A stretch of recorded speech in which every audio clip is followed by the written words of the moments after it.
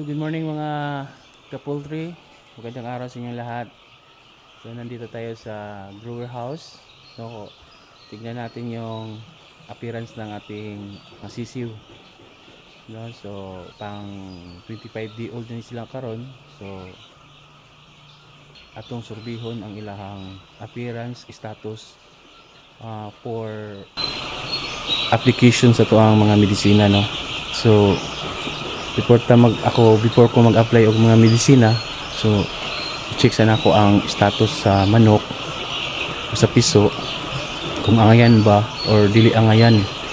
So kung kailangan ba nato og mag-apply og preventive measures sa ilaha.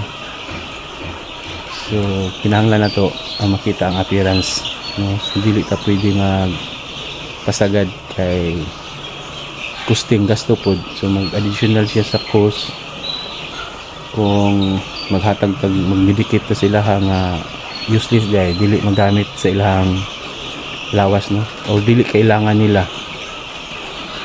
So ato sang tan-awon mga ka-poultry ang status, no. So kung first sa ilahang mga naong, kung wala ba'y nagluya, dili ba hangak, wala ba'y mga something hubag-hubag sa mata or sa ilong sipon. And then next is tanaw na to ang ilahang iti ugaw, no. Kaya diapod sa although labsik sila, pero pag namagoy mga sa respiratory nga dili na to makita, which is ang sign lang ana is makita na to sa ilahang hipot, no, like malaria, coccidiosis, malaria, diyan na to makita, no? So let's go mga ka-poultry, tana.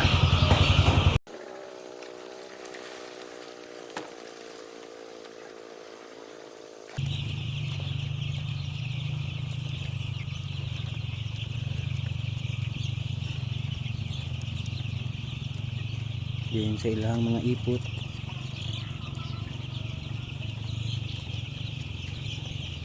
Super okay naman ito.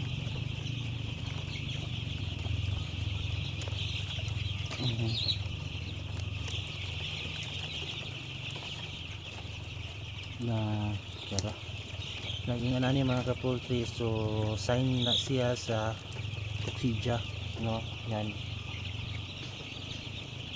So dili man ingon muna na kadaghan, so at least naanay mga nagasugod-sugod.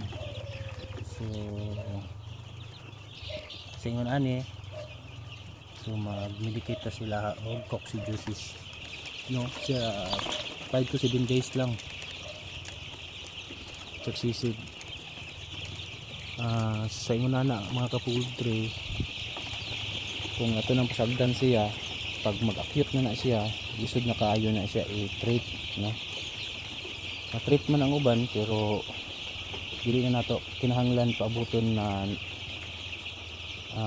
naatay naay mag-acute sila, ha. So kailangan na to tan-awon kung mga estimate na to kung pila ka percent ang mga nag-ingon ani. Mild to na sila mga ka-poultry. So that's the reason why kailangan na to i-check yung status, yung appearance o mga ipot nila sama sa kong giingon ganina, para makahatag ta og angay na to ihatag sa ilahang tambal. Para sa kuha mga ka-poultry is prevention better than cure. So kailangan na to ma-prevent bago maglala. At least mag-start ka lang daan mga 20 may 10%, 20% less than.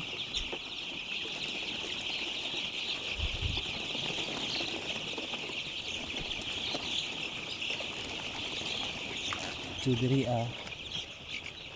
good normal lang ang appearance, okay lang.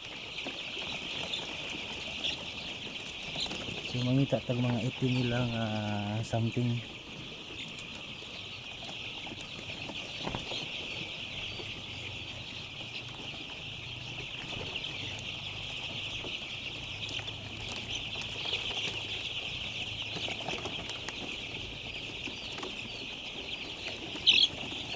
kani mga kapultri mag sugod-sugod na ni. Okay.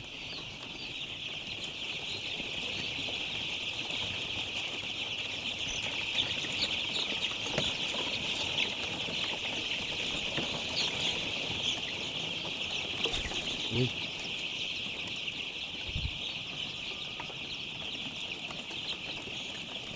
So condition,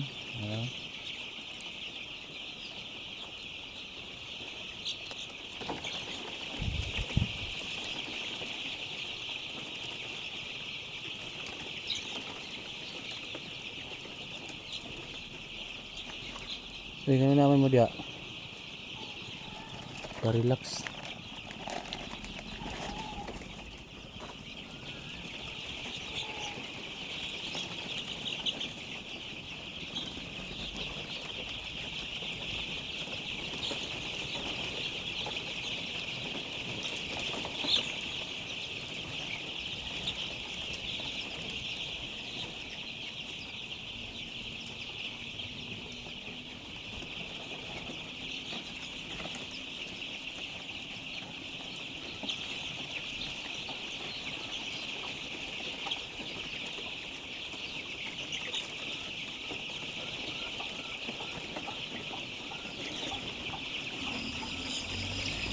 So mo to mga kapultri no, so gamay ra kay tag nakita na ato natin nakita ang mga signs mga 5%, 10%. So kapo magyapon ang ilang mga iti.